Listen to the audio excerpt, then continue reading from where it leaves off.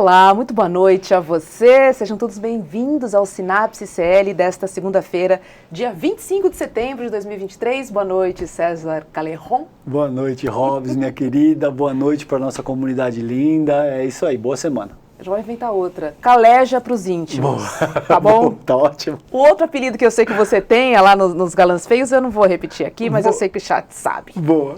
Tem um apelido que a galera adora. César, vamos tratar de dois tópicos de hoje. O primeiro é sobre a chacina, né, que aconteceu aqui no litoral sul do Guarujá, em que o governador se disse extremamente feliz, né, que tinha sido extremamente satisfeito com o que tinha acontecido. E hoje uma reportagem do UOL, né, ela mostrou que, enfim, testemunhas, familiares e também vizinhos de pessoas, né, mortas na Operação Escudo, eles apontam que policiais militares executaram, forjaram provas, executaram, ameaçaram, torturaram, enfim, alteraram cenas do crime na Operação Escudo que aconteceu no Guarujá. Essa é uma apuração do UOL que nos deixa extremamente preocupados. A gente já tinha ouvido ventilar alguma coisa nesse sentido, mas acaba se provando, né, todos os indícios e tudo que aconteceu lá de verdade, né? Você sabe o que é muito triste? Eu terminei hoje, curiosamente, Rô, um livro que chama Extermínio, 200 anos de um Estado genocida, que dá conta, a pesquisadora te dá conta de mostrar como o Brasil foi construído em cima desse tipo de coisa, desde a cabanagem, passando pelas múltiplas revoltas, até chegar nesse tipo de chacina e de ocorrência que é muito comum hoje em dia. É muito triste porque isso é uma prática estatal, não é algo isolado que acontece como um acidente do uso da força, quando a força deveria ser utilizada de forma legítima e, porventura, aquilo saiu de controle. Não é o caso, é um projeto de país. E hoje, você sabe, eu estou sempre no Guarujá por conta de esporte, por conta de surf que eu pratico desde criança e tal. Então eu tenho amigos no Guarujá, pessoas que moram em São Paulo e têm casa no Guarujá ou que saíram de São Paulo e foram morar no Guarujá. E eu coloquei esses dados para eles e disse, olha, existem esses relatos. Essas pessoas me disseram, mas são os moradores dizendo, isso não vale nada. E eu tive que explicar para eles, meus caros, vocês são os moradores. Talvez vocês não perceberam. Você entende a diferença que tem? Essas pessoas, elas não se veem. O paulistano que vai morar, o de cara de classe média alta que vai morar no Guarujá, ele não se identifica com o morador do Guarujá, da Vila Baiana, por exemplo, que foi a comunidade que foi atingida por essa chacina. Então, isso é muito sintomático, é muito triste e, de fato, é um processo social para o qual a gente precisa olhar com muita ênfase, Rô. Pois é porque quem vai, né, curtir a praia, né, no final de semana, e tem seu apartamento, a sua casa, não passa nem perto da comunidade. Exatamente. Se passar oi, tchau, mas não sabe o que acontece ali, não sabe o dia a dia de quem vive na Baixada, no litoral. É isso aí. É bem diferente você ser um turista, e aí ele não se sente parte, né, daquele contexto, ele não tem responsabilidade nenhuma, ele vai lá para curtir. Contanto que na praia esteja tudo bem. Tá tranquilo. Para ele tá absolutamente É exatamente tranquilo. isso, Robson. Teve outra hoje, porque o presidente Luiz Inácio Lula da Silva disse que o critério utilizado, né, para a escolha do novo ministro ou ministra do STF não passa por gênero e nem por raça, né? Ele disse que é alguém que possa atender às expectativas da sociedade brasileira. César, queria te ouvir sobre isso. Eu fico extremamente chateada porque essa declaração, para mim, sabe o que soa? Você falar que não enxerga a cor nas pessoas, que todo mundo é igual. E sabemos que as pessoas não são iguais, né? Se você não vai olhar a diferença, como é que você vai tratar esse problema? Se você não perceber que vai ficar uma mulher só ali, entre 9 ministros, como é que você vai resolver essa questão? Se você não olhar que não existe uma pessoa preta ali, como é que você vai endereçar essa causa? Você tem que olhar a diferença, sim. Claro, é exatamente isso. Se você não olha para esse tipo de coisa, se você não olha para as distintas... Veja, por que eu trabalho com uma categoria que eu chamo elitismo histórico e cultural no livro Esfarrapados, que eu já te falei, você deve estar cansada de ouvir isso da minha parte já. Se você não olha para esse tipo de coisa, você não está olhando para o cerne do modelo de sociabilidade que organiza todo o arranjo social. Então, se você não olha para as distinções de raça, de gênero, de sexualidade, de socioeconômicas e tal, Por que a gente valoriza tanto o Lula enquanto presidente? Porque ele é o primeiro cara que sai do proletariado, do chão de fábrica, para assumir a presidência da República. Então seria o equivalente a dizer, não, eu não estou olhando para essas questões socioeconômicas, pouco me importa quem estiver na presidência da República.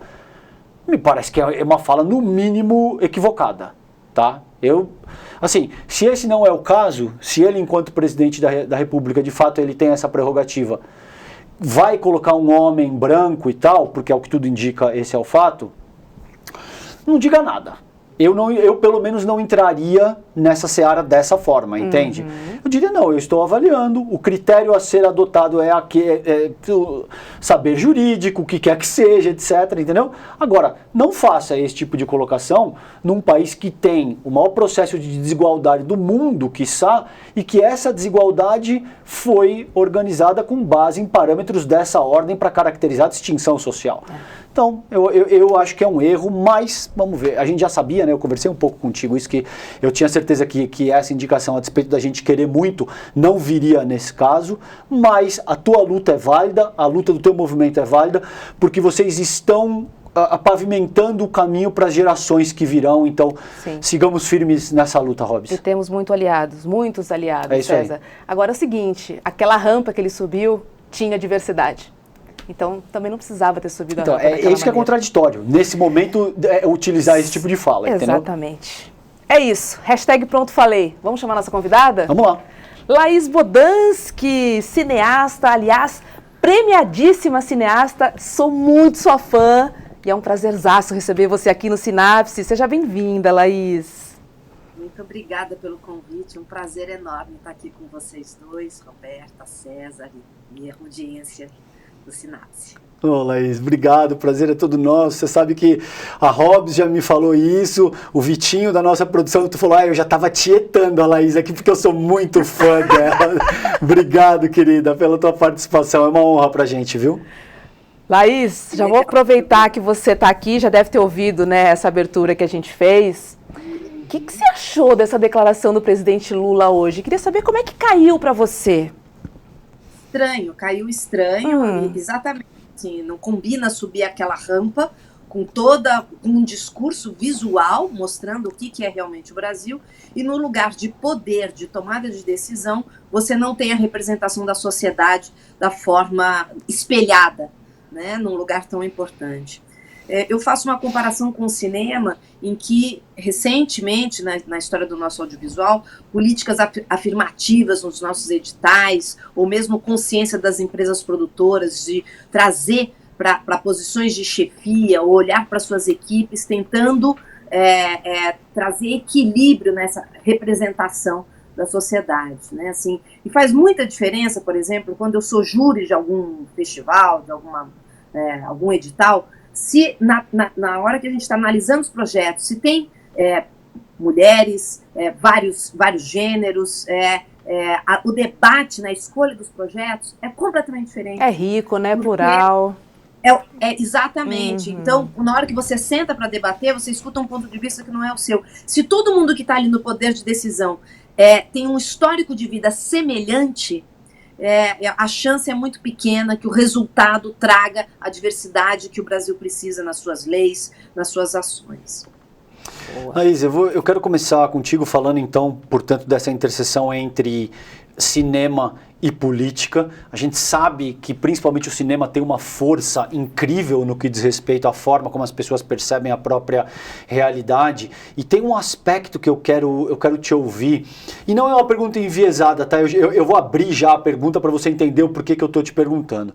Eu acho que, por exemplo, o Tropa de Elite exerceu uma função absolutamente fundamental para, de alguma forma, estabelecer a subjetividade que o bolsonarismo precisaria para ascender.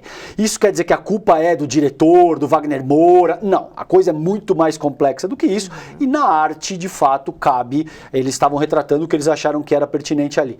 Mas como eu vejo o Tropa de Elite, por exemplo, estabelece no imaginário coletivo essa figura do militar que não era político, político, que seria capaz de moralizar a cena política, tem um certo deboche quando eles falam de Foucault, meio que banalizando o conhecimento naquela cena da universidade.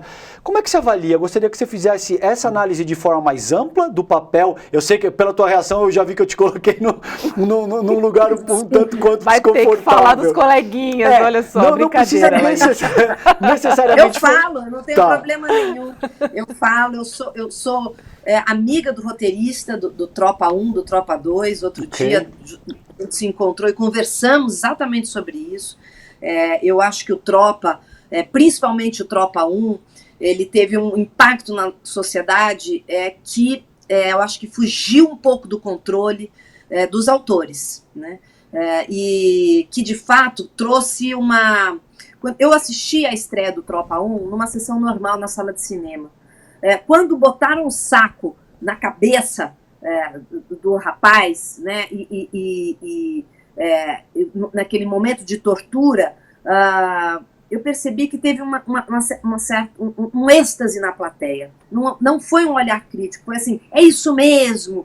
Então, eu acho que é muito perigoso quando um filme traz um debate tão importante para a nossa sociedade e induz a plateia a um pensamento equivocado, trazendo mais violência e achando que a solução para a violência é mais violência, né? Não trazendo a complexidade do debate. E quando acabou o filme, que era muito impactante, a plateia parecia que estava numa rave completamente elétrica e todo mundo assim, nitidamente sem nenhum olhar crítico. Eu estava abalada com o que eu tinha visto, claro, percebendo que a minha visão do filme era diferente da plateia. Quando você faz uma obra de arte, claro que a obra de arte, ela não pode vir com legenda, né? Ela está lá e cada um vai interpretar como quiser. Porém, no processo de confecção de uma obra, do audiovisual, que tem comunicação de massa, você consegue...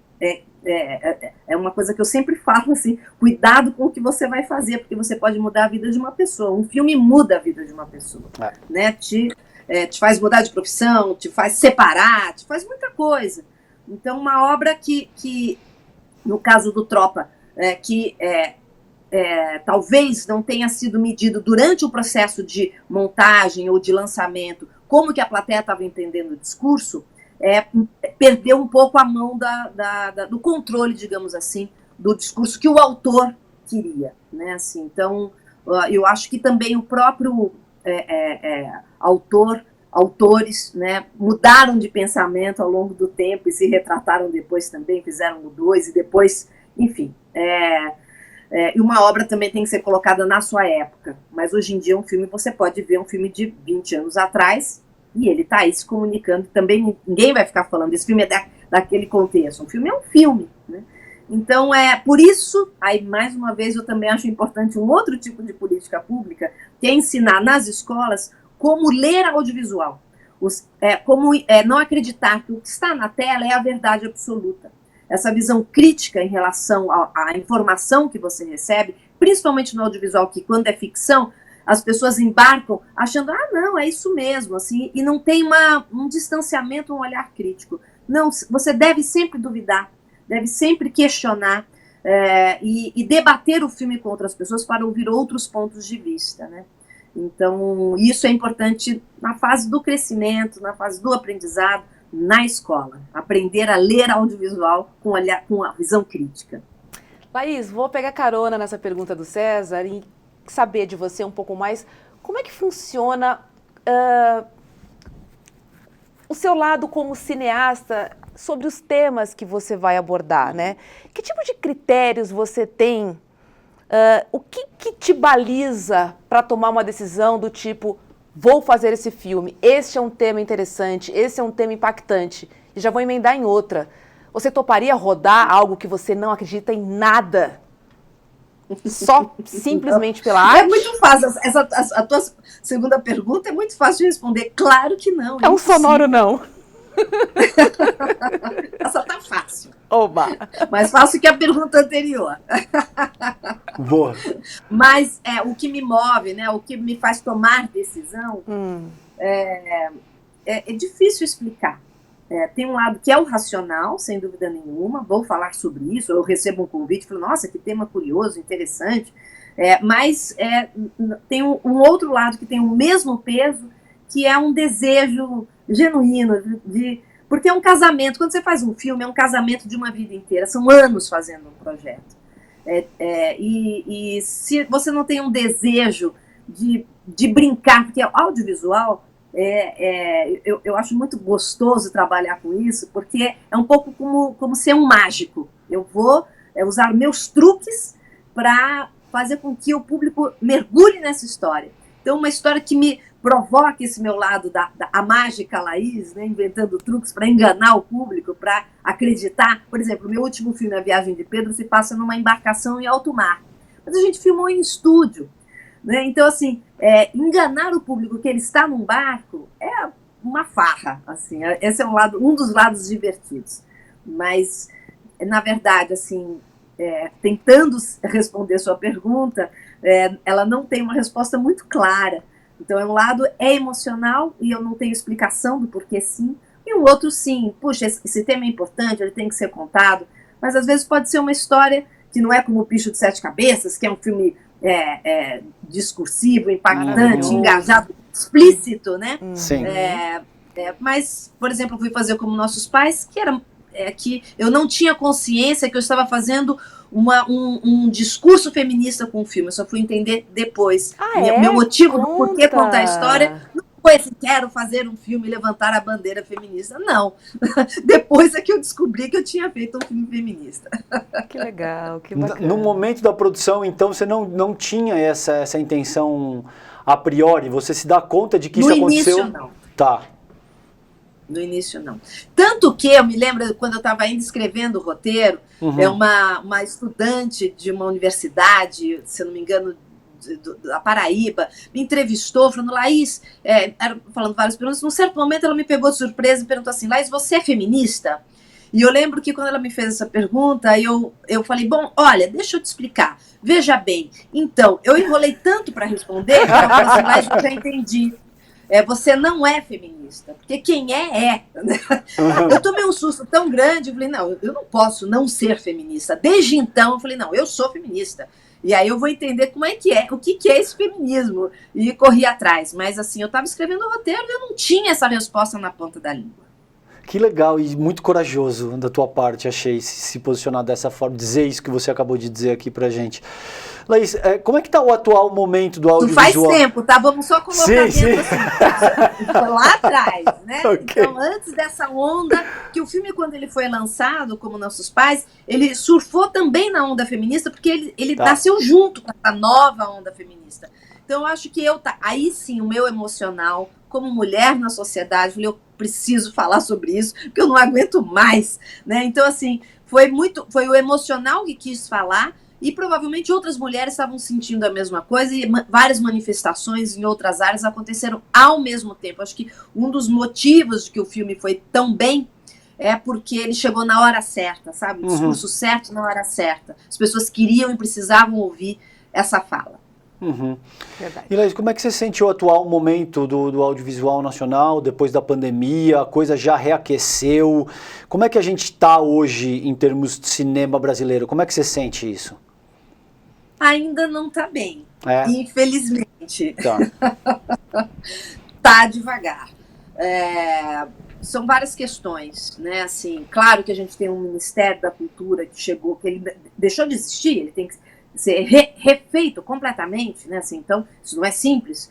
Você remontar a equipe, você reorganizar políticas públicas, é muita coisa com uma equipe pequena, é um desafio imenso. Mas tem algumas coisas que para além disso. Por exemplo, né? Assim, a gente, durante esse desgoverno anterior, nós perdemos a lei da cota de tela. Isso é muito importante para a gente manter o cinema brasileiro em cartaz. É muito violento o que acontece no cinema brasileiro, mesmo um filme com potencial de público, ele é expulso da sala de cinema. Às vezes ele não consegue nem uma salinha, quando consegue uma sala, naquele final de semana do lançamento, é no horário 13h. E a cota de tela garantia um mínimo, sem atrapalhar os outros grandes lançamentos, mas um mínimo para dar uma visibilidade para o cinema brasileiro, para competir com filmes, principalmente dos grandes estúdios americanos, que vêm com uma tonelada de dinheiro para o seu marketing de lançamento que não tem como a gente competir. Tá. Então, assim, a defesa do mercado interno através da cota de tela é fundamental. A gente está sem cota até hoje. Então, isso tem que tramitar no Congresso, um Congresso que não entende a importância da indústria local. Então, isso está lento, assim como também a regulação do VOD também está lenta e também precisa ser feita com esse mesmo olhar que é de defesa da nossa indústria local. Defender uma indústria que traz dinheiro para a sociedade, que emprega muito, né? Então, infelizmente, isso não aconteceu ainda e tem que acontecer com urgência. Posso complementar, Rô? Claro. Explica pra gente, pra nossa audiência entender direitinho o que é a cota de tela e só pra gente colocar em perspectiva, Laís, quanto que custa, por exemplo, uma superprodução, em linhas gerais, uma superprodução estadunidense e quanto é que custa um filme brasileiro, pra gente entender as diferenças de valores e de torque econômico, né? E de investimento nisso. Olha, um filme americano pequeno, ele pode custar 50 milhões de dólares para fazer, mais 50 milhões de dólares para lançar. Tá. Dólares. Né? Um filme brasileiro, que teria o mesmo tamanho, custaria 5 milhões de reais. Sem ter os 5 milhões de reais para lançar. É difícil. Parece assim, não, mas para um filme brasileiro 5 milhões é muito dinheiro? Parece muito dinheiro, mas não é. Um filme, se você observa os créditos no final e o tempo que ele leva para ser feito, ele envolve muitas etapas, é uma indústria, por isso que é indústria também, porque você envolve várias equipes especializadas, né? Mas existem filmes também feitos com menos dinheiro, que são os famosos filmes de baixo orçamento. Mas é muito difícil, muitas vezes, você conseguir também equipe para trabalhar nos filmes de baixo orçamento.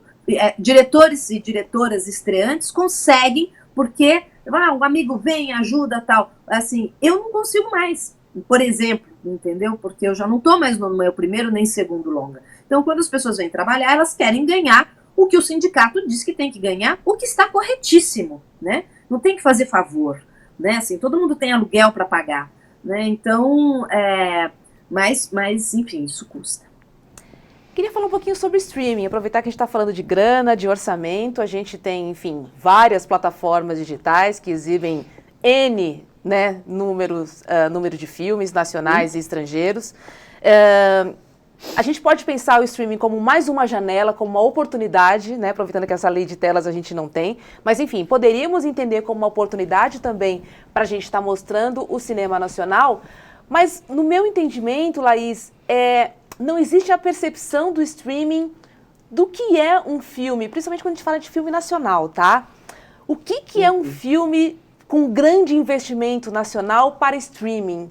Eu tenho a sensação de que essa indústria, ela entende, ela vai pagar muita grana para um filme estrangeiro, mas eu não sinto ela tão disposta a pagar muita grana por um filme nacional para exibir na sua plataforma. Estou correta?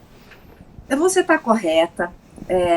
Uma coisa que me chama muita atenção e eu não consigo entender, que é o seguinte, por exemplo, as grandes, né, plataformas estrangeiras que estão aqui explorando o nosso mercado, ganhando dinheiro com as assinaturas, e eles não divulgam quantos são os assinantes, mas nós sabemos que o Brasil, o país, ele é o 5º maior mercado consumidor de audiovisual no mundo. Ou seja, elas ganham muito dinheiro com o Brasil, né? Muito dinheiro. Elas investem num produto brasileiro? Investem, mas é desproporcional o que elas investem, por exemplo, na Dinamarca, ou mesmo na França, porque países que, por mais que tenham muitos assinantes, com certeza, eles não pagam, eles não recebem o que eles recebem do Brasil. Na minha opinião, essas plataformas deveriam investir proporcional ao que o país te dá, você devolve para aquela indústria local, estimulando a indústria local. Essa é a minha opinião. Né? Mas não, o dinheiro sai daqui e vai para uma super mega produção na Dinamarca. Eu não entendo isso. Né? Assim, e aí, não, mas é que o Brasil vocês não sabem fazer. Quem disse que a gente não sabe fazer? Me dá dinheiro que eu vou mostrar que eu sei sim. Né? Nós sabemos, nós temos excelentes técnicos.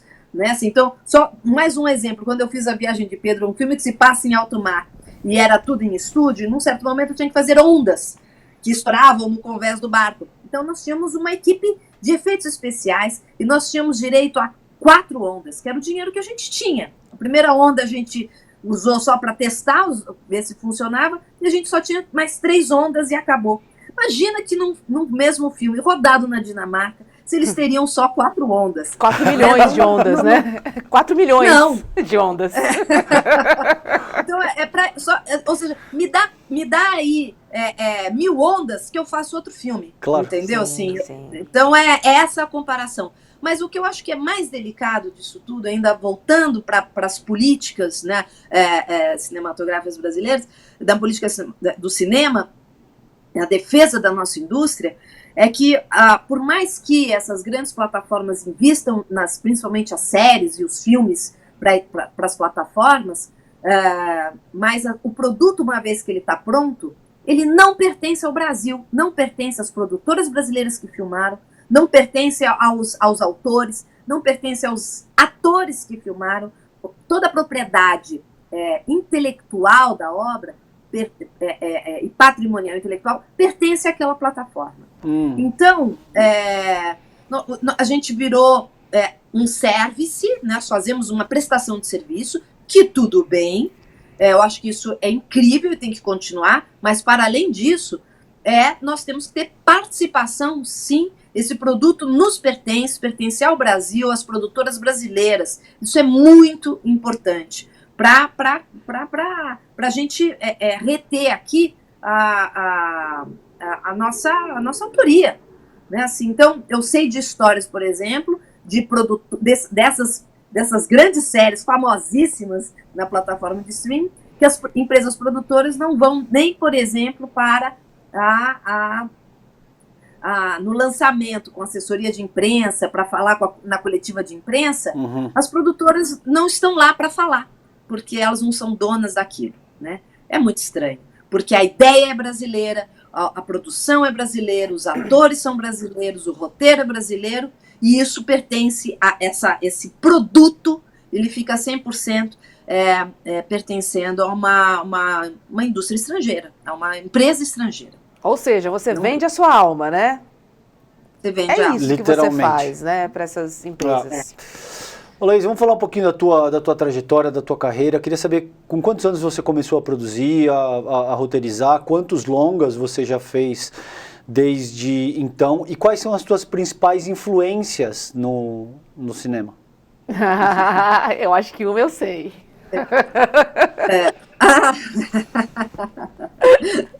Acho que você tem razão, acho que você está certo.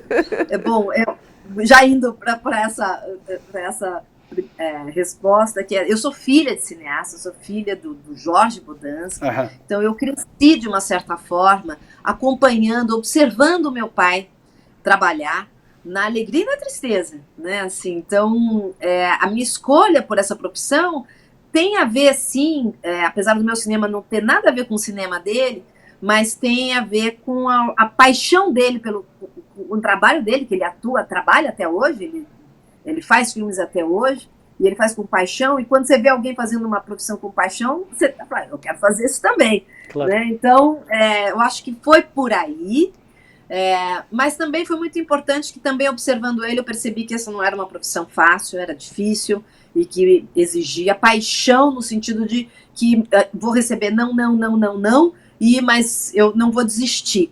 Né? Então eu vi meu pai recebendo muito não. E ele está aí até hoje fazendo filmes. Né? Então acho que eu aprendi também isso com ele, ser insistente. Né? E por isso aquela paixão, aquela primeira pergunta que vocês fizeram é tão importante. Tem que ter uma paixão muito genuína. Eu quero e eu preciso. Essa história ela tem que ser contada. Senão você não sobe essa montanha, né? Você desiste antes. Né? Mas, desculpa, aí tinha mais a pergunta. Quantos longas você fez e a tua inspiração, ou as inspirações? Olha, meu primeiro longa é Bicho de Sete Cabeças, foi lançado em 2001 no cinemas. Maravilhoso. Foi uma coprodução com a Itália, foi uma experiência forte realizar, prazerosa. O meu segundo longa foi Chega de Saudade, é uma coprodução com a França, com o canal Arte, e um filme que se passa no salão de baile, na cidade de São Paulo, com É um baile de adolescentes de cabelos brancos, ou seja, um baile da terceira idade. O meu terceiro longa é As Melhores Coisas do Mundo, um filme que fala dos adolescentes de uma forma em que a gente construiu a história com os próprios adolescentes, num trabalho de pesquisa muito importante com eles. O meu quarto longa é Como Nossos Pais, que eu já falei aqui um pouco dele para vocês. Uhum. E meu último longa é A Viagem de Pedro, um filme totalmente diferente de tudo que eu já fiz, que é um filme histórico, um filme sobre o Dom Pedro I. E que, enfim, mas do ponto de vista da vida privada dele, né? Não a pessoa pública, mas as angústias dele, as culpas, as inseguranças. E a gente faz um filme que se passa no Atlântico, quando ele sai do Brasil e chega na Europa. É um filme que é uma coprodução com Portugal, filme Brasil-Portugal, foi rodado lá, foi rodado aqui, foi lançado lá, foi lançado aqui também. Esse é o meu último longo e agora eu começo o próximo, mas ainda está muito no comecinho. Opa, não pode falar pra gente ainda? Nem um pouquinho, Não nada, dá, nada. Muito incipiente não ainda. consigo. E as tuas inspirações? Não sei se teu pai, você já falou um pouco, naturalmente, apesar do teu cinema ser um pouco diferente do dele, você colocou, mas quem que você ressaltaria como as tuas principais inspirações no cinema? Olha, é difícil falar isso porque cada filme é um filme tão interessante, assim, como cada filme você busca uma referência. Uhum. Mas eu lembro quando eu fiz Bicho de Sete Cabeças, eu tinha feito um curta-metragem antes, que foi meu primeiro trabalho, que me apresentou, assim, para o mercado, né, que é o Cartão Vermelho. E aí, quando veio esse produtor italiano que leu o roteiro do Bicho de Sete Cabeças e falou, eu quero coproduzir, e para isso você vai finalizar todo o filme lá na Itália, fazer toda a montagem, a pós de imagem, de som, vai ser feito lá. Eu falei, nossa, eu achei que eu tinha muita responsabilidade. E eu estava muito preocupada em trazer referências para ele de como eu ia fazer o filme. E aí o Marco Miller, esse coprodutor, falou assim, Laís, eu não quero saber quais são as suas referências. Eu quero te dar uma dica muito importante. Use de referência o seu próprio filme Cartão Vermelho. Ele estava querendo dizer assim, use de referência você mesma, seja você mesma. Uhum. Então, eu sempre me preocupo, na verdade, eu acho que o cinema que eu faço é um cinema de autor, que significa, na verdade, uma assinatura. Eu tenho um discurso meu. Eu acho que eu faço cinema de personagem.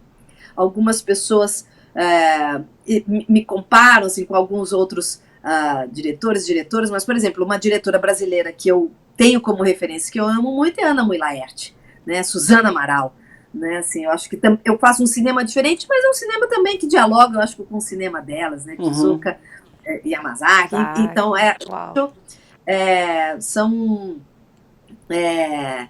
eu não gosto muito de me colocar em caixinhas, justamente para eu poder ter a liberdade de caminhar para onde eu quiser. Muito bom. E Laís, você está feliz qualitativamente com o cinema nacional?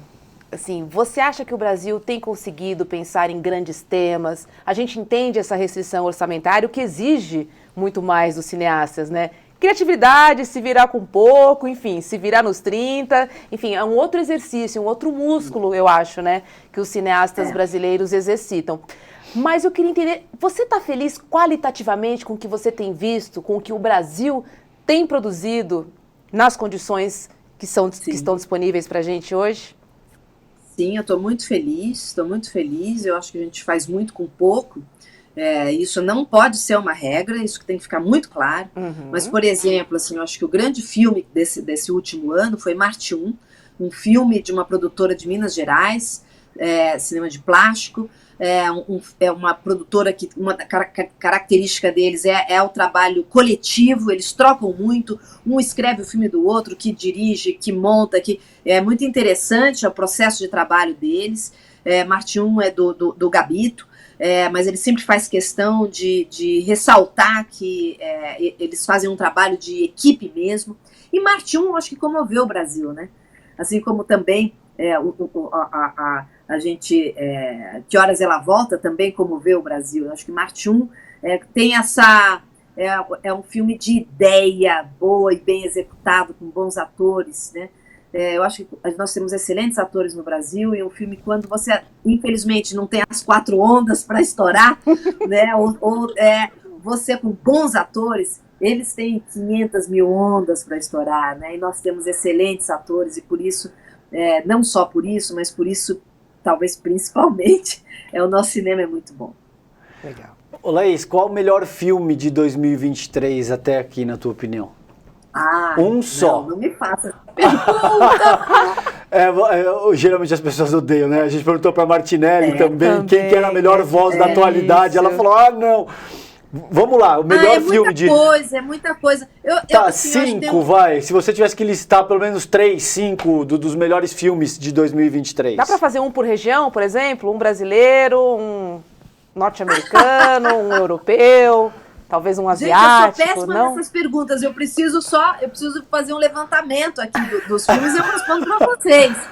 Mas, assim, por exemplo, eu, por exemplo, não lembro, recentemente eu vi um documentário sobre Elise e o Tom. Eu acho que chama Elise e Tom. É um documentário...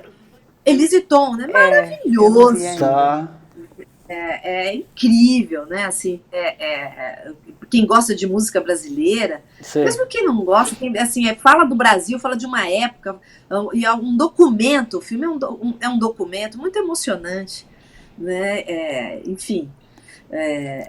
Acabei de assistir o filme do Cairinha Luz, que aliás, acabou de entrar em cartaz, Marinheiro das Montanhas. Um filme muito pessoal do Carim, também recomendo, saí muito tocada do cinema, filme maravilhoso. Assim, tem muita coisa boa sendo feita. E o pior, você diria algo que é o pior que você não assistia? Ela sabe o trabalho que dá, inclusive, para fazer o pior, né? Eu não tenho pior, né? Porque assim, aquilo que a gente estava falando, cada um vai interpretar o filme, vai te tocar de uma forma. O que pode ser ruim para mim, para você pode ser importantíssimo. Claro. Um tema que eu falo, para que essa história? Não me diz nada. Para a Roberta vai ser, nossa, mudou minha vida, ainda bem. Ou então, às vezes um filme é ruim, mas ele no dia seguinte você acorda e fica pensando nele, te provoca novos pensamentos. Isso passa a ser um filme bom. Tá certo, um filme que dorme com você é um filme bom. Então, o que é ser bom? O que é ser ruim? É delicado. Eu não gosto de ficar... taxando, falar isso é bom, isso é ruim. Um filme muito comercial, um musical. Eu adoro musical. Eu adoro, assim, qual é o problema, né? Assim, vou lá me divertir, sonhar. Eu acho que todo filme ele te provoca essa sensação do sonho.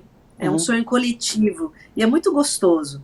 Mesmo vendo em casa, eu também não tenho mais preconceito, assim, de não deu para ver no cinema, vai ver em casa, vai ser legal também. Eu acho que ouvir as histórias através do audiovisual, isso é muito importante para a gente. E a gente está cada vez mais audiovisual, né? Com 500 mil telas, eu estou aqui com vocês, a tela dentro da tela, dentro da tela, né? Alguém está assistindo isso numa outra tela, né? Então... Ninguém foca mais em mim, né? Aquela coisa, sempre tem que dividir com mais 5, acabou a exclusividade, só não vou dizer que acabou a monogamia, mas a exclusividade com certeza. Laís, queria falar um pouquinho sobre Oscar, porque é algo que ainda mexe com as pessoas, mas eu acho que se perdeu um pouco. Eu lembro que antigamente, assim, a gente via, indicado ao Oscar, aí você maratonava pra ver tudo. Tinha mais força, você acha? Eu acho que tinha muito mais força. Você maratonava pra assistir tudo, você acreditava que realmente eram os filmes mais legais, mais bacanas que tinham e tal. Eu acho que hoje isso se perdeu por alguns motivos. Eu posso trazer até a falta de representatividade. Eu acho que a gente tem uma hegemonia masculina ali naquele ambiente, casos assim que apareceram do cinema, né, de assédio, enfim, muitas coisas que apareceram que ficavam ali embaixo do pano. Então, eu acho que a gente passou a conhecer mais os bastidores, né, da indústria cinematográfica. E aí, quando a gente conhece os bastidores, a gente começa a questionar algumas coisas, e um dos questionamentos, para mim, pelo menos, é sobre o Oscar, né? Poxa vida, mas será que é o melhor filme do ano, de verdade, né? Por que eu não tenho representatividade em relação ao número de filmes entre homens e mulheres, né? por que eu tenho quase nada, 0,02% de filmes asiáticos ali concorrendo? Queria entender um pouco sobre esse glamour do Oscar, se você concorda comigo que se perdeu um pouquinho. Sim, eu concordo com você, a gente está num outro momento, diferente mesmo. Eu acho que, por conta até das plataformas, por conta da necessidade das pessoas, principalmente durante a pandemia, de maratonar séries. Então, os filmes perderam a importância, digamos, esse destaque em relação às séries. Está voltando, é engraçado isso, tem um movimento agora contrário as plataformas perceberam que agora as pessoas querem assistir mais filmes do que séries, inverteu, porque a pandemia, né, terminou, então as pessoas estão saindo mais, o teatro está cheio, olha que curiosidade, né, assim, então as pessoas querem estar na rua, encontrando as pessoas, indo em shows, e em casa elas preferem ver um filme curto. Ou assistir os primeiros 3 episódios de uma temporada, né? Assim, então perdeu aquela força que teve na pandemia. Filme curto, mas, você diz um filme de 1h30? Só pra 1h30. 1h30, né? Um filme curto, tá. Um filme de 1h30. O que eu acho que aconteceu, assim, de fato na pandemia, teve uma mudança de comportamento.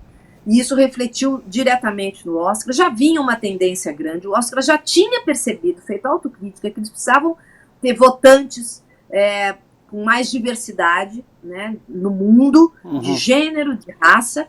E eles abriram para isso.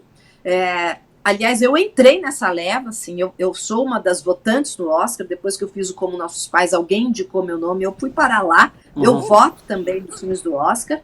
Sei. Nós temos vários brasileiros que votam, mais ou menos uns 60 e poucas pessoas da indústria brasileira que são votantes do Oscar. Uma boa parte entrou nessa leva em que a academia abriu para a diversidade. Só que esse último ano fechou de novo. Olha só que coisa. Eles fecharam de novo, não está entrando com tanta velocidade esse olhar da diversidade. O que é ruim. E, claro, o Oscar ainda é mercado, todo mundo quer ter o filme lá, não só pelo glamour, até porque o filme que é pré-selecionado para o Oscar, ele já vende mais bilhete, as pessoas já querem assistir, então isso é mercado. Ele não tem a pretensão, né, por incrível que pareça, olha que engraçado, ele não diz que ele está votando no melhor filme do mundo, está? Tanto que tem um prêmio que é do filme de língua não inglesa, que é o filme estrangeiro, né? Que normalmente é onde o Brasil tenta sempre brigar. Ali são só 5 filmes que tem ali para o mundo inteiro. Nossa, imagina? Tipo outros, né? Então, exatamente. Então, assim, a gente fica aqui, né, reverenciando uma indústria com uma cara muito americana, de um público muito americano, que não é necessariamente o brasileiro, né? Só que às vezes vem umas coisas muito surpreendentes. Como o cinema da Coreia do Sul, né, assim, que já levou o Oscar. Esse ano a gente teve também um filme diferente, né, que é Tudo ao Mesmo Tempo Agora, é um filme que as pessoas, nossa, ninguém eu acho que realmente estava botando fé que ele ia levar, e ele levou. Mas eu quero dizer que o Oscar, assim como o Festival de Berlim, assim como o Festival de Cannes e de Veneza, eles também não representam o mundo. A minha crítica para a Academia Americana é a mesma que eu faço para o Festival de Berlim, para o Festival de Cannes e para o Festival de Veneza. Porque eles falam que eles estão ali, é o melhor do cinema do mundo. É mentira, não é. Porque só que o pior ainda, é mais disfarçado. Porque eles, se você vai olhar a curadoria dos filmes em competição, esse ano, por exemplo, do Festival de Cannes, não teve nenhum filme da América Latina. Uau. É estranhíssimo, entendeu? Então, assim, e lá, sim, é uma curadoria, não é uma votação não é esse conselho que vota, né? A Academia Americana, você tem que fazer, cada voto é um voto. O meu voto e o voto do Spielberg, por incrível que pareça, é o mesmo, né? Assim, então, tem essa curiosidade, né? Um voto é um voto. E esses outros festivais que pré-qualificam os filmes estrangeiros para o Oscar, né, que é Cannes, Berlim, Veneza, são os principais, né, não só mas eles têm esse discurso da democracia, mas é mentira. E o cinema brasileiro também não está conseguindo ter destaques, espaços importantes nesses festivais que pré-qualificam para o Oscar e te colocam no mercado europeu e em outros mercados, né? Isso está muito ruim, eles estão fechando. Se você vai no Festival de Cannes, mais da metade é cinema francês, cinema mediano. Festival de Veneza, metade filme italiano. Festival de Berlim, metade filme alemão. Então, assim, que negócio é esse? Então, assim, que metade do cinema, da melhor produção do cinema no mundo é alemã? Não é verdade. Então, assim, é um festival local que dá um pequeno espaço para o cinema do resto do mundo. Isso é muito ruim. Isso não tá bom. E eu acho que o cinema brasileiro está sofrendo com isso. A gente tem que inventar uma alternativa para não ficar nesse, pelo amor de Deus, aceita meu filme aí, sabe? Suplicando um lugar num grande festival. E a gente não é respeitado. Sim. Está muito em voga essa questão da inteligência artificial. A gente viu recentemente aí, teve uma greve em Hollywood, né, dos roteiristas e tal. Como é que você sente essas novas tecnologias, principalmente a inteligência artificial? Isso já alterou o teu trabalho? Você usa inteligência artificial? E como é que você sente que isso pode impactar o cinema aí ao longo dos próximos anos? Bom, eu acho que já impactou, né, gente? Não só o cinema, mas na profissão de vocês também, né? A quantidade de pessoas já demitidas, né? Assim, é assustador. Isso também é no cinema. Agora, eu confesso que eu já entrei, sim, no chat GPT e botei lá umas coisas, brinquei com uma formatação de roteiro, e eu já saquei as limitações da inteligência artificial, porque ela pode até saber formatar bem um roteiro, ok, tá, mas ela é pseudo-criativa, ela é aquele pensamento médio, sabe? Ela faz aquilo que não é original, não é um pensamento original. Totalmente. E por que eu não acho que a inteligência artificial não vai roubar completamente o cinema dos autores de carne e osso? Porque o cinema, ele precisa do novo. Ele só vive através do novo. Porque o público, ele aprende muito rápido a linguagem audiovisual e os conteúdos, e ele quer ser sempre surpreendido com uma coisa diferente, uma coisa diferente, uma coisa diferente. E para isso, a inteligência artificial, ela vai naquela opinião média e vai querer sempre te oferecer aquilo que ela sabe que já que o público já conhece. O público já conhece, já está velho. Se ele já conhece, já está velho. Então tem que ter uma ideia completamente inovadora. Então, eu acho que a criatividade, eu sou muito otimista que isso ninguém tira da gente. Olha, genial, cara. Eu confesso para vocês duas, eu terminei agora de editar um livro sobre o Julian Assange. Você tem acompanhado esse processo do meu lado, que chama O Processo, e eu escrevi o prefácio da obra. E o meu editor colocou o primeiro draft que eu escrevi, ele jogou no chat GPT e me voltou, e eu fiquei exatamente com essa impressão que a Laís falou. Eu falei, cara, isso aqui é tudo muito standard, é muito padrão, é tudo muito certinho, sabe? Aquela maçã industrializada, que ela é tão perfeita que ela chega a perder a graça. É tipo ouvir CD, né? Não tem alto e não tem baixo, tá tudo ali na mesma linha.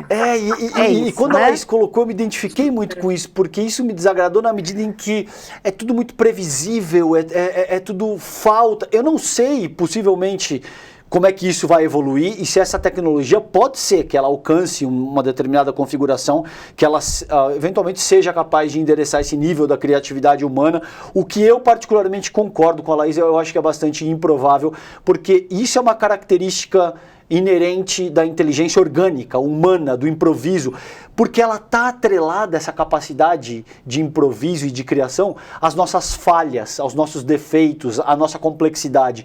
Isso a máquina nunca vai ter, entende? Então eu concordo perfeitamente com a Laís, eu senti isso também, falei, não, me desculpa, mais duro, né? Não, eu quero ver o texto, eu não gostei disso aí não. Não tem beat.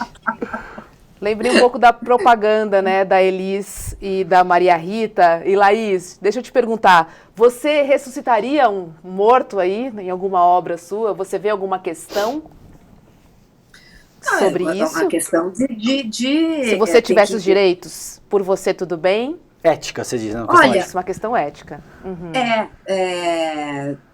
a questão ética, tem que aprofundar esse tema, né? Assim, porque quando eu assisti o Forrest Gump, era muito divertido ver o personagem ali no meio daquelas imagens de arquivo, todas aquelas, e ele atuando, ele estava sempre do lado de uma pessoa, de um evento importante da história. E aquilo é muito legal. E aquilo foi feito com efeitos especiais, não era inteligência artificial, mas é completamente pós-produção, né? É feito na pós, né? Recortado, desenhado, coloca o ator lá, e eu gostei, eu nunca questionei aquilo. Agora, claro que aquelas imagens de arquivo que foram utilizadas têm dono.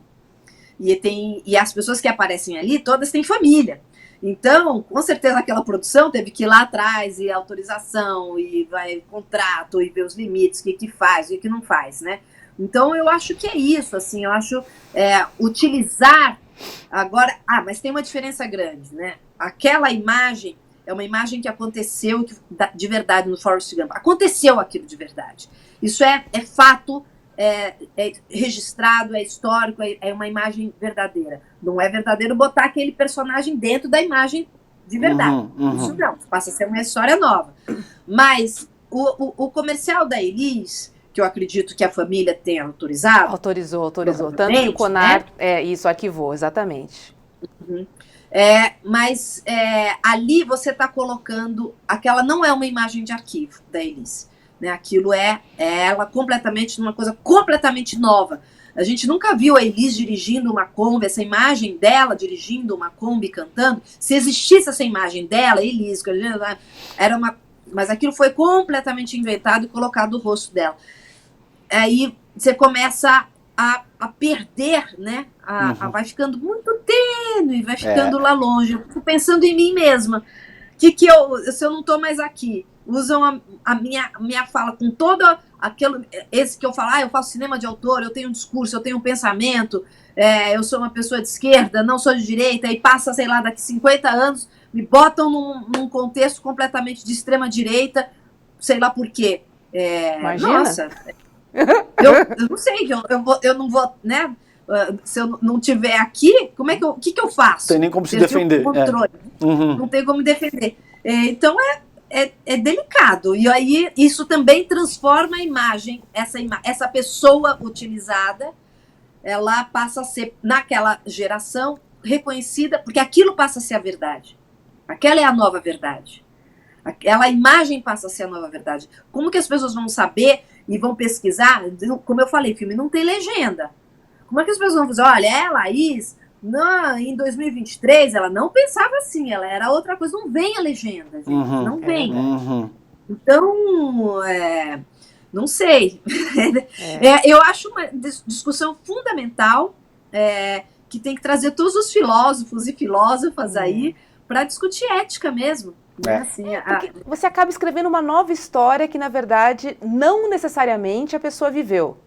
Eu não sei se Elis Regina dirigia ou não dirigia, você entende? Sim, claro. Que eu acabo inserindo num contexto. Claro. E, de fato, para quem não conhece, né, quem não tem o histórico da Elis, vai comprar aquela história que você está vendo, que está assistindo. Isso né? E aí, né, posso eu mudar a sua história? Ótimo ponto. Você não está aqui para me autorizar, você, César. O Niemeyer diz isso, que todo mundo vem e conta uma história. O Oscar Niemeyer diz isso. A gente vem, conta uma história e vai embora.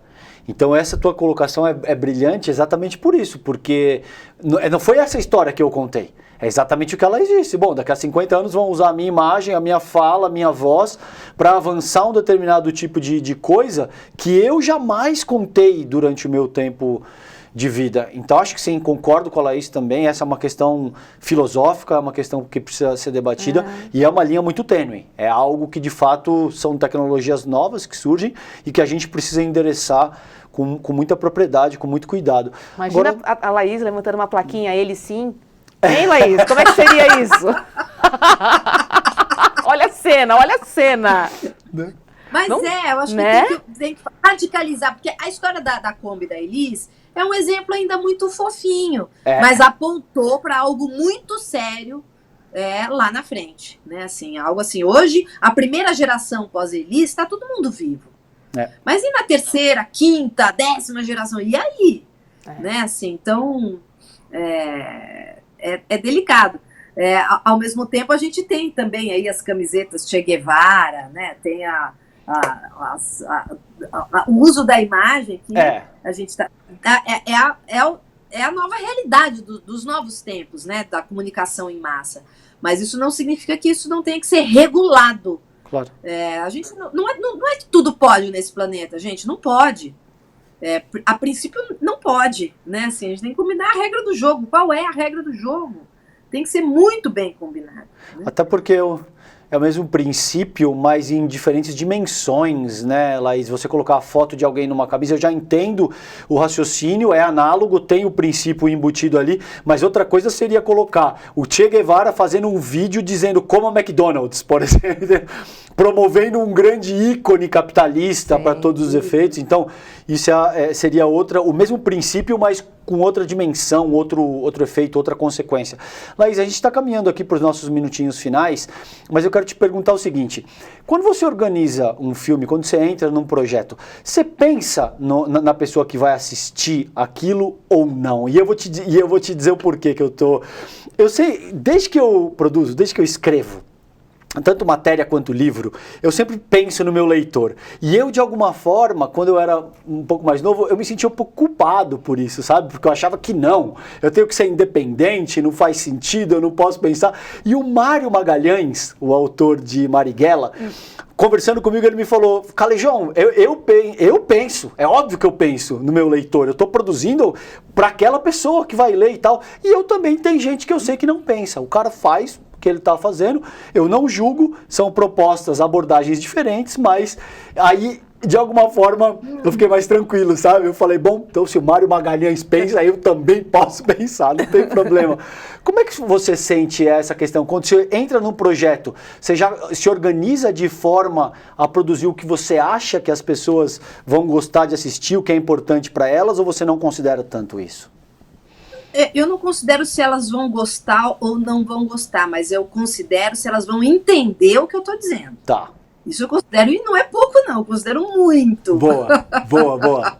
Clareza e na já desde a fase né? da escrita, desde o roteiro. Então, no meu processo de trabalho, eu faço alguns grupos de análise, né, assim, de pessoas que não são do cinema, faço leitura do roteiro, para que e depois um bate-papo para ver o que eles entenderam daquela história. Porque eles podem até não gostar, mas eles têm que entender o que eu quis dizer e falar, entendi e não gostei, mas entendeu. Então, tudo bem. Mas a minha preocupação é justamente o erro de comunicação, como a gente falou do Tropa de Elite. Esse erro de comunicação é perigosíssimo. Então eu faço esse processo no roteiro, depois eu faço esse processo na montagem do filme. Eu tenho um corte do filme que eu já acredito, ainda não finalizei o filme, faço uma sessão para um público também desavisado, que vai assistir e vai dizer o que eles entenderam do filme. E aí, então, eles estão entendendo, eu quis dizer isso. Agora, claro que nessa pesquisa também já vou entender que eles entenderam o que o filme está dizendo e não gostaram do filme. Vai ser um filme pequeno para um público muito restrito e que tudo bem existir. Não tem problema também. Esse é um filme que diz o que eu queria dizer e todo mundo quer assistir. Ótimo, melhor ainda, bacana. Então todo mundo vai ver. Mas eu não tenho. Para mim, o mais importante é eu ter o discurso coerente. E quando vai lançar o filme pronto, de novo. Deixa eu ver, então, para que público é esse filme exatamente, né? O cinema é uma indústria.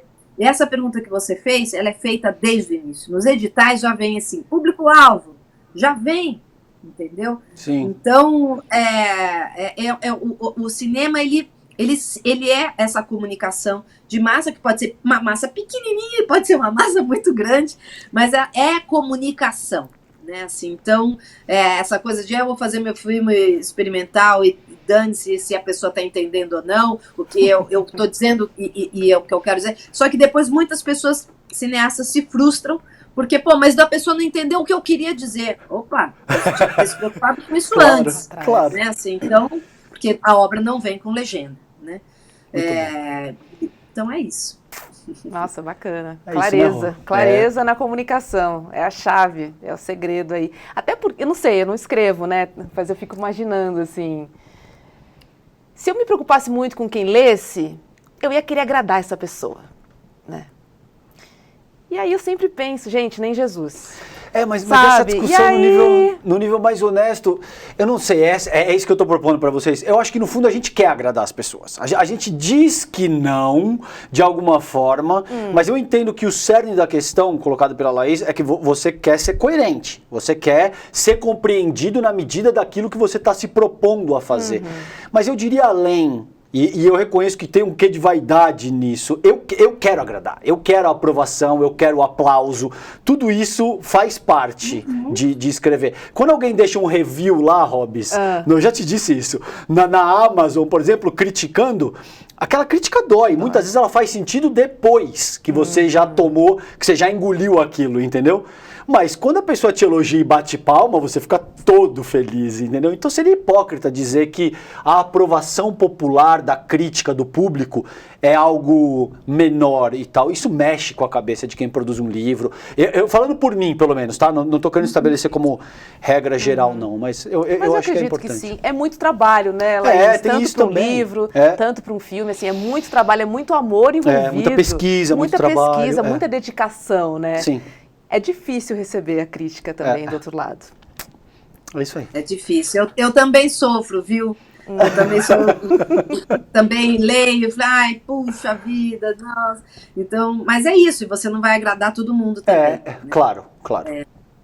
Precisa aprender Agora a lidar, também fazer né? um filme e não dar play nele e ninguém assistir, não faz sentido. Escrever um livro e guardar na estante, então outra também frustração. não faz sentido. Exatamente. É uma frustração, assim, eu acho que faz parte do processo de criação esse frio na barriga, esse desejo, essa vontade de contar uma história para alguém e que a pessoa tenha uma reação e que ela de alguma forma se emocione, tem uma reação àquilo, né? E claro que a premiação, a gente tem a vaidade de, puxa, olha só o esforço que eu fiz e entenderam, reconheceram. É gostoso, sim. Assim, Agora, claro que toda vez que eu estou num festival, eu falo, mas eu não fiz cinema para estar aqui. Caramba, o que eu estou fazendo aqui? Quem me trouxe? Na hora eu falo, porque é horrível competir, porque você não faz o filme para competir, né? Então é meio contraditório, assim, é estranho.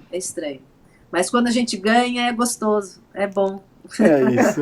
Maravilhoso, Laís. Obrigado, querida. A gente poderia ficar horas contigo. Você é uma simpatia, além de ser extremamente inteligente, é fácil de entender por que a tua fama te precede. Obrigado pela conversa de hoje, viu? Foi maravilhoso o papo contigo. Obrigadão, viu? Obrigada, Laís. Estou muito feliz. Essa é a segunda vez que eu faço uma entrevista com você.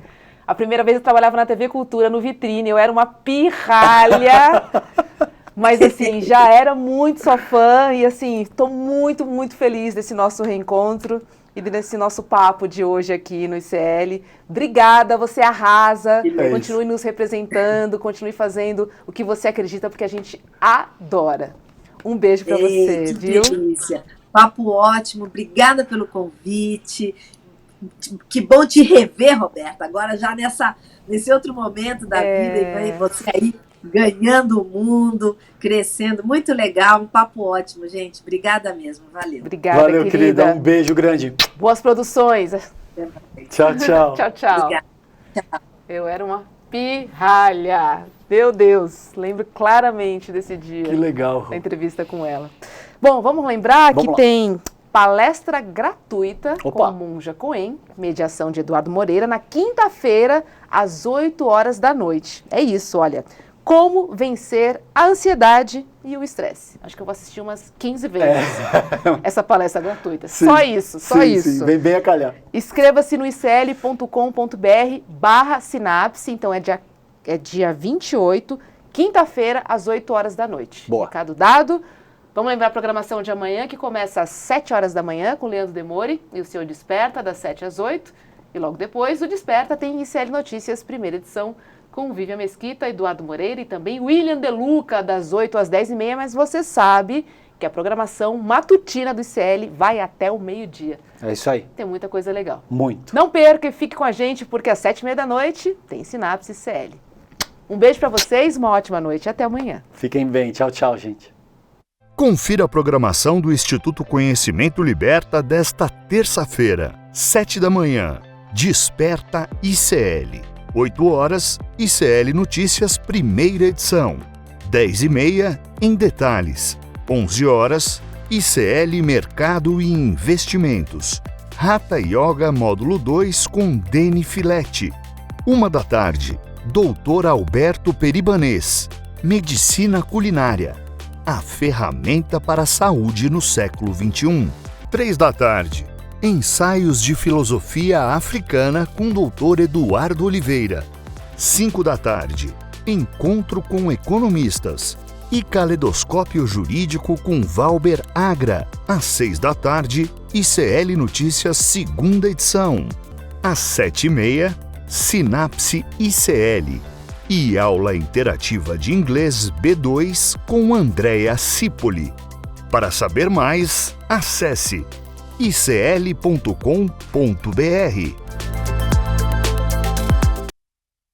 Estresse, ansiedade, todo mundo em menor ou maior grau tem esse problema. Aí você já deve ter ouvido aquela história: ah, você tem que ser mais zen. Que tal então chamar uma das maiores lideranças zen budistas que vive no Brasil, Monja Coen, para conversar sobre esse tema? No dia 28 de setembro, uma quinta-feira, às 8h da noite, Monja Coen vai nos dar uma palestra sobre como vencer o estresse e a ansiedade. Uma palestra gratuita e aberta. E para você participar é só clicar no link aqui em cima ou aqui embaixo. É muito rápido, em poucos segundos você vai estar inscrito. Chame seus amigos e amigas para participar também. Ninguém pode perder essa.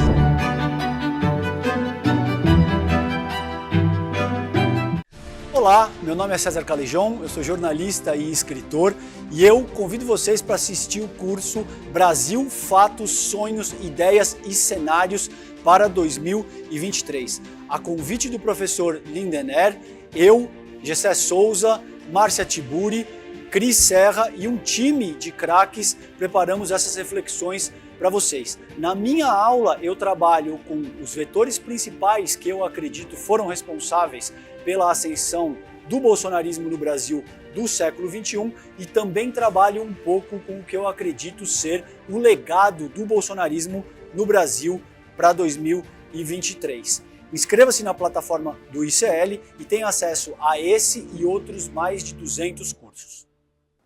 Eu sou o professor Ângelo Battistini Marques, do curso de Instalações Elétricas Residenciais. Sabe aquele pequeno reparo no interruptor que você tem que fazer na sua casa? Ou um eletrodoméstico novo que você comprou e que de repente não cabe na tomada, você precisa fazer um pequeno ajuste naquilo ali? O curso de Instalações Elétricas é para isso. Para você ser hábil a fazer pequenos reparos na sua casa, ou mesmo, se precisar contratar um profissional da área, um técnico, para fazer esses reparos, você vai poder entender o que ele está dizendo. Conceitos de como que se ligam os equipamentos elétricos, residenciais, do que é potência, do que é energia, tudo isso é abordado dentro desse curso de instalações elétricas residenciais.